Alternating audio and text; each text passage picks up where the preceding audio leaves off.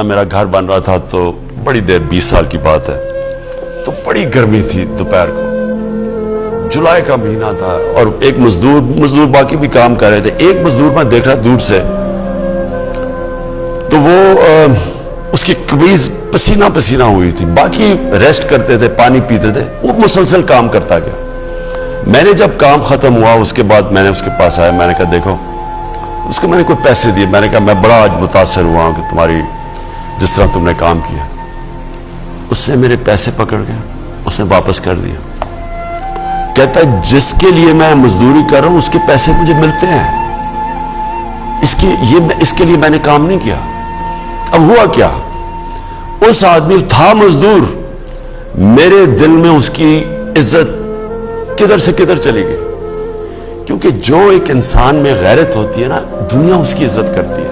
یہ نہیں تھی کہ وہ مزدور تھا، وہ اپنی عزت اس کی پیاری تھی کہ میں کیوں کسی سے پیسے لوں۔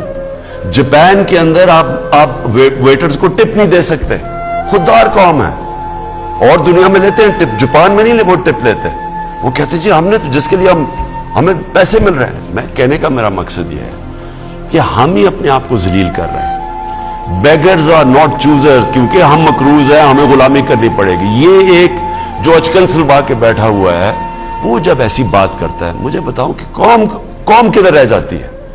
جب ہمارا وہ جو پہلے 3 دفعہ وزیر اعظم وہ جا کے جب پریزیڈنٹ اوباما کے سامنے پرچیاں لے کے بیٹھ کے بات کرتا ہے، تو سوچے گے کہ قوم کیا سمجھتی ہے، کہ وہ اپنی اس کی سیلف اسٹیم کدھر جاتی ہے، اس کی عزت نفس کدھر جاتی ہے۔ تو دیکھیں ہم اس لیڈر کے ساتھ ہیں، ہم نبی صلی اللہ علیہ وسلم جنہوں نے ہمیں دنیا کی تاریخ میں کبھی اس طرح کا کوئی لیڈر نہیں آیا، اور میں اس لیے اپنی قوم کو، نوجوانوں کو سیرت نبی پر پڑھانا چاہتا ہوں۔